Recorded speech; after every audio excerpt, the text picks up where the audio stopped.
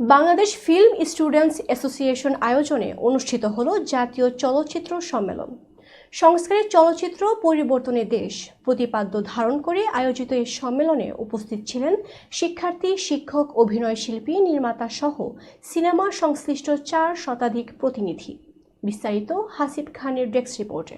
এবং আপনাদের এইরকম প্ল্যান আছে, আরও এরকম 200-300 প্রস্তাবনা আমি নিজেই পড়েছি। ঢাকা বিশ্ববিদ্যালয়ের নওয়াব আলী চৌধুরী সিনেট ভবনে বাংলাদেশ ফিল্ম স্টুডেন্টস অ্যাসোসিয়েশন আয়োজিত জাতীয় চলচ্চিত্র সম্মেলন অনুষ্ঠিত হয়েছে। সংস্কারে চলচ্চিত্র পরিবর্তনের দেশ প্রতিপাদ্য নিয়ে আয়োজিত এ সম্মেলনে শিক্ষার্থী, শিক্ষক, অভিনয়শিল্পী, নির্মাতা ও চলচ্চিত্র সংশ্লিষ্ট 4 শতাধিক প্রতিনিধি অংশ নেন। সম্মেলনে চলচ্চিত্র সংস্কারের বিভিন্ন দিক নিয়ে আলোচনা করেন অন্তর্বর্তী সরকারের সংস্কৃতি বিষয়ক উপদেষ্টা ও নির্মাতা মুস্তফা সরোয়ার ফারুকী বলেন, আমি বিশ্বাস করি চলচ্চিত্রের জন্য আলাদা মন্ত্রণালয় হওয়া উচিত। ভিন্ন ভিন্ন মন্ত্রণালয় থেকে চলচ্চিত্রের সামগ্রিক উন্নয়ন সম্ভব নয়। আমাদের সবারই জানা আছে সমস্যাগুলো কী এবং সমাধান কোথায়।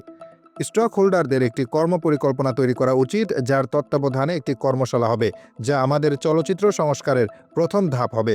এছাড়া দাবি আদায়ে আপনারা রাস্তায় নামুন, আমাদের ঘেরাও করুন, আন্দোলন করে আমাদের বাধ্য করুন, যাতে আমরা চলচ্চিত্র সংস্কারে তৎপর হই। তিনি আরও বলেন, প্রকৃতপক্ষে আমি একজন পরিচালক, বর্তমানে আমি সরকারি একটি দায়িত্বে আছি। 2 দিন পর আবার পূর্বের অবস্থানে চলে যাব। আমাকে যদি প্রশ্ন করেন নতুন দেশে আমরা যে দায়িত্ব পেয়েছি সেখান থেকে সিনেমার জন্য কাজ করতে পেরেছি কিনা, আমার উত্তর হবে আমরা পারিনি, যার পেছনে অনেক কারণ আছে। তার মধ্যে একটি হলো প্রতিদিন আমরা রাজনৈতিক অস্থিরতার মধ্য দিয়ে যাচ্ছি।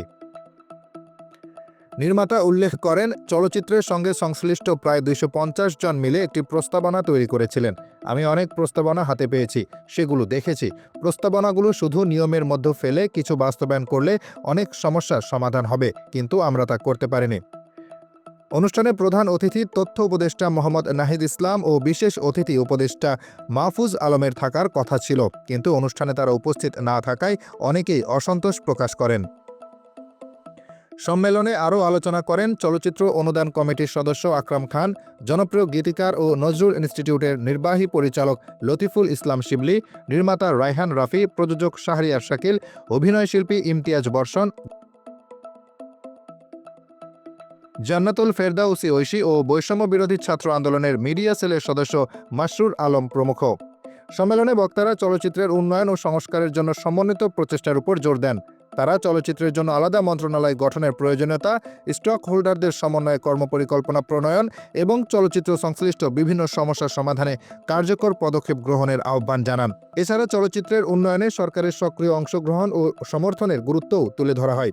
সম্মেলনে উপস্থিত প্রতিনিধিরা চলচ্চিত্র শিল্পের উন্নয়নে নিজেদের প্রতিশ্রুতি পুনর্ব্যক্ত করেন এবং সম্মিলিত প্রচেষ্টার মাধ্যমে দেশের চলচ্চিত্র শিল্পকে এগিয়ে নেওয়ার অঙ্গীকার করেন।